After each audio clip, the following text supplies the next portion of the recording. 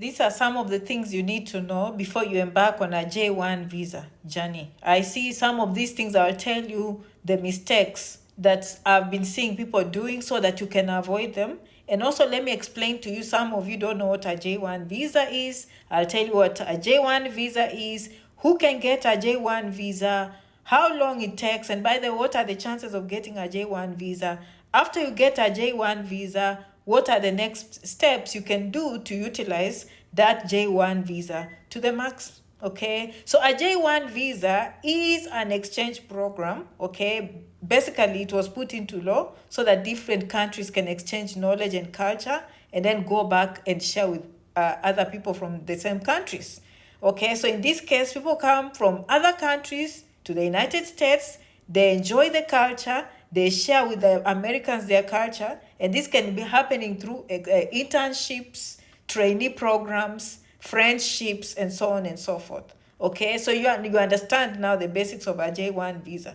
Who runs the J1 visa? The US State Department. How can you get a J1 visa? Basically, you must have a sponsor. That sponsor represents an employer, okay? And for you to be sponsored, that sponsor has to go through the US State Department, okay? So the US State Department lists the people who are sponsors for J1 visa. For example, you can get a job with a hotel, but that job does not know how to do sponsorship. So therefore, you'll need a sponsor who is registered with the US State Department to complete for you the paperwork. But for most cases, J1 visas, the sponsors are already attached to the job, to the employers. Okay? So you get a job, the sponsor does paperwork for you. The paperwork is called DS 2019.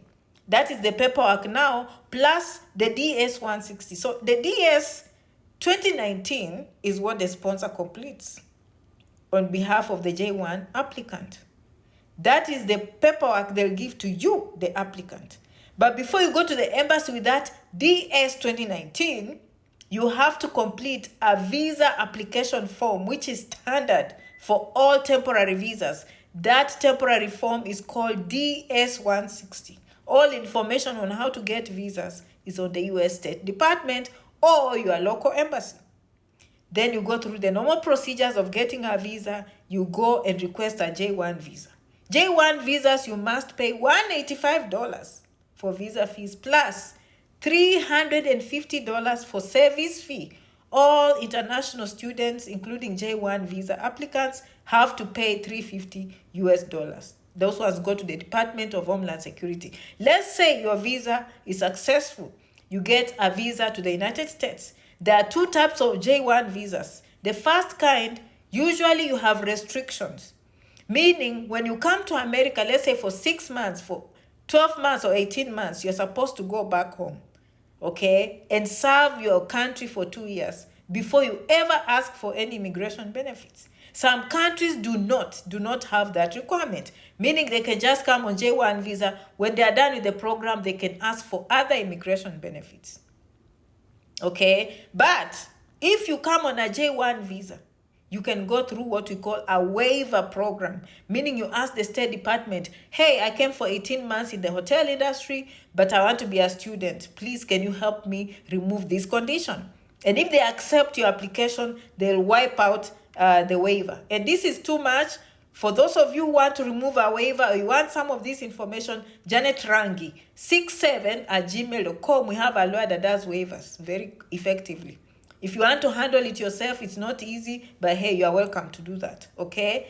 The waiver can be removed so that you can also ask for benefits. If the waiver is cleared, you do not have to go back to your home country, meaning you can change your status from J1 to student, J1 to marriage visa, J1 to other visas. But if you don't remove the waiver, you cannot.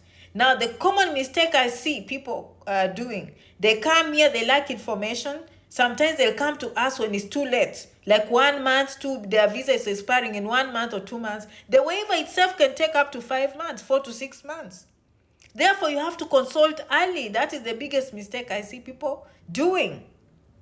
If you come too late, the only thing is to go home or go to Canada or something, Okay, that's what we are saying. So that's not that when you need help, always do it early.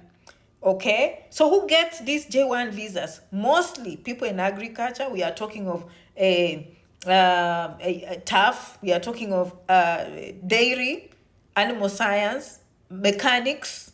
We are talking of horticulture and all, beekeeping. Okay, wine making.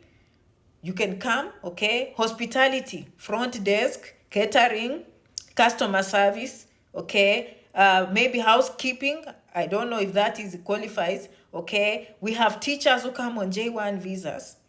So we have trainee. Okay, when I say trainee program, it means, so there are two kinds. We have the internship. You must be a student finishing college or university, or you recently graduated within the last 2 years. That's J1 internship. J1 trainee, you completed school more than 2 years ago. You are coming to a trainee program. So agriculture, hospitality, and teaching are the most common. We have au pair, where you come take care of the old young people. Okay, we have camp counselors, where you can go to camps such as Disney and work there. Okay, what other categories? Scholars, university professors, students on J1 visas. Those are some of the categories. How long? It depends how long the sponsor wants to give you. Now, sponsors ask for money to prepare the DS-160. If you want 6 months, it's less cheaper. It means you come here 6 months less cheap. You want to come 18 months, you might have to pay more. Okay? All right. So when you reach here and the waiver is removed, you can now change to from J1 to student F1 visa, which we see commonly. Again, if you need help with that process, you need to understand and where to go for help. Janet Rangi 67@gmail.com. We don't believe in overstaying our visa. At these days and age, now we appreciate the knowledge that Janet has been teaching over the years. It has come home to help us because our names are not on the bad list, because we've been doing the right things. Ukimbizi, we are there. Asylum, we are there. Change of status, we are there. We are no longer overstaying. If you're overstaying, you're old-fashioned. You are not a Gen Z. Okay? You are not a Gen Z if you're overstaying your visa. Okay? All right. This is a lot of information on J1 visas. Okay? If you want more information, again, I can't stress enough. Janet Rangi, 67@gmail.com. EB3 we are doing. I'll come and do for you Express Entry Canada. Thank you so much for always coming. I will see you in the next video. Bye-bye, guys.